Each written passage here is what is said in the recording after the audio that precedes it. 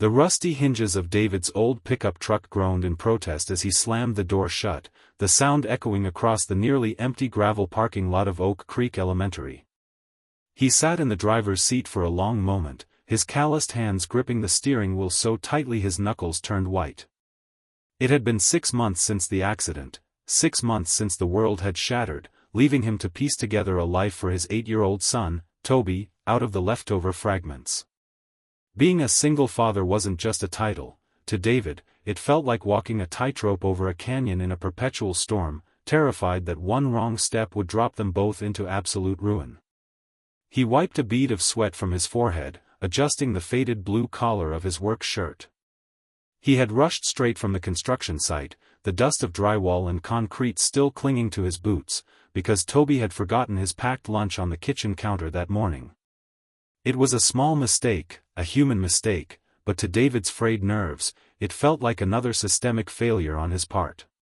He grabbed the brown paper bag from the passenger seat, its bottom slightly darkened by the grease from the homemade turkey sandwich inside, and took a deep, shuddering breath.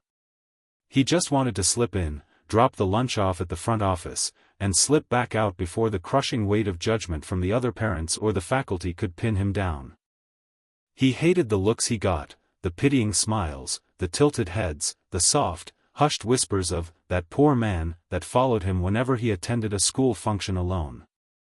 He wasn't looking for pity, he was just looking to survive another Tuesday.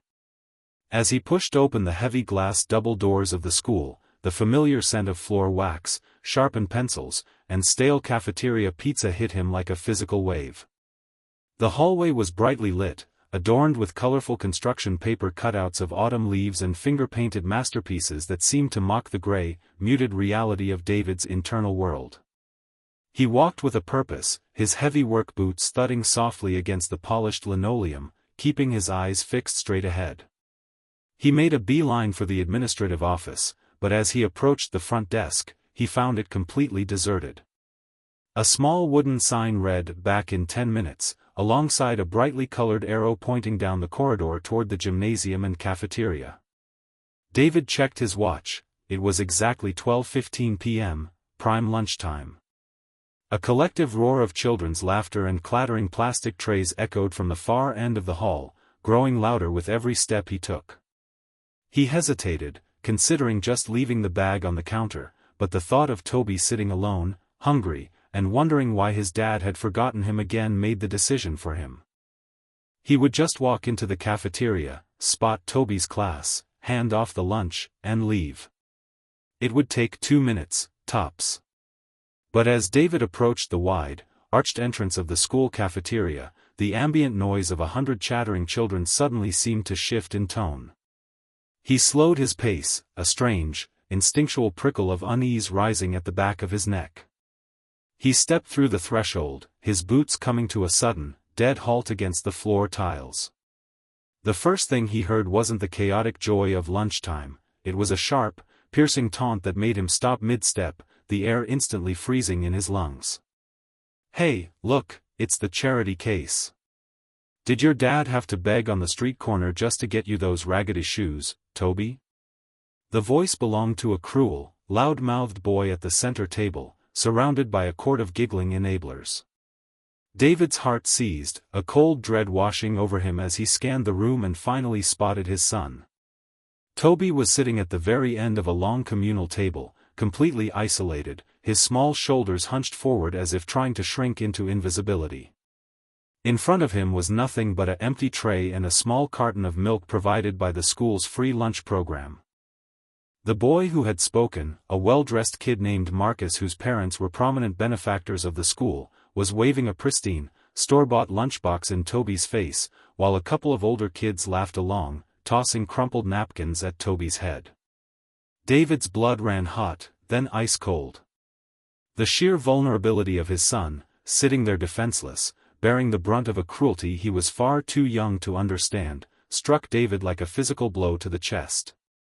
He wanted to storm over, to roar at the bullies, to tear the room apart, but as he took a half-step forward, he saw the look on Toby's face. It wasn't anger, it was a profound, deeply ingrained shame, the look of a child who believed he truly deserved to be treated this way because his family was broken. Toby didn't cry, he just stared down at his taped-up sneakers, his bottom lip trembling slightly as he swallowed the humiliation in silence.